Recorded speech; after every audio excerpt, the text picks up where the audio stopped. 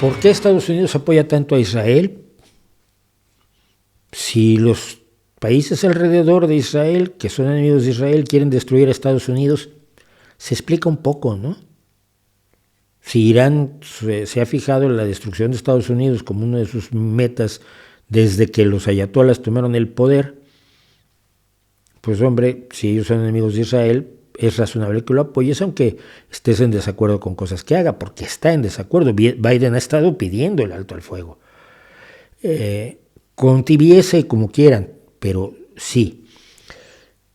Hay una culpabilidad razonable de los aliados, de los países que fueron aliados en la Segunda Guerra Mundial, por lo que le ocurrió al pueblo hebreo. Y esa es la razón por la que se determinó que el protectorado británico se dividiera creando el país de Israel.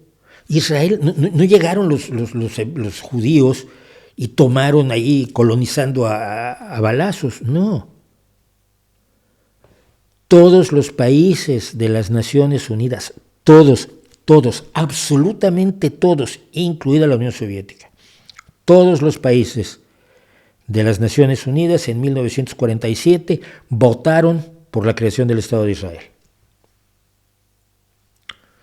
Los antisemitas le echarán la culpa a los judíos de haber tomado esa tierra que era de los palestinos, que sí era de los palestinos, sí, pero no existía Palestina tampoco como tal, era un protectorado resultado de la disgregación del Imperio Otomano. Es mucho más complicado que todo esto, y siempre hubo judíos viviendo allí, pero fue una decisión de las Naciones Unidas, y esa decisión te compromete a largo plazo también. Creo que por ahí están las explicaciones. Los antisemitas te dirán que es porque el poder de los judíos en Estados Unidos es enorme. No es tan grande. No es tan grande. Más poder tiene Elon Musk, que está alineado con la ultraderecha y con Putin, que los judíos. Pero el mito este de todo lo controlan es parte del verdadero antisemitismo, ¿no? Pero hay aquí una cosa que ya que me han contado, ya que entramos en eso, quiero abundar en ella. Últimamente he estado leyendo en lugares mucho más razonables que yo que se habla del error gravísimo de Netanyahu al entrar haciendo algo que es legítimo. Es legítimo defender a Israel, por supuesto es legítimo defender a Israel. Pero no es legítimo hacerlo de la manera en que lo hizo y podía haberlo hecho de otras maneras, es decir, de una manera más focalizada hacia Hamás. Al atacar todos los lugares donde Hamás tiene centros de control, por ejemplo, como el hospital, debajo del cual están los túneles que ya hemos visto todos, pues lo que hace es hacer jugar el juego de Hamás. Hamás estaba en muy malas condiciones con el pueblo gazatí.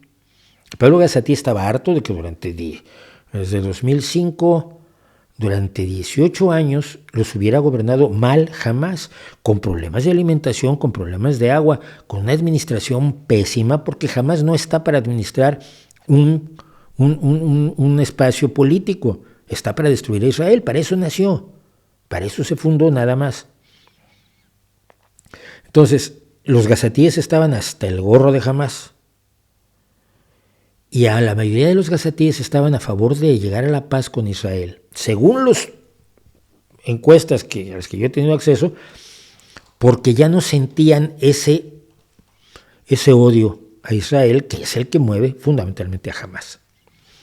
Hamás emprende esta acción sabiendo perfectamente que la reacción de una bestia como Netanyahu iba a ser la que fue. Atacar con todo sin importarle los escudos humanos. Pones escudos humanos para que los maten.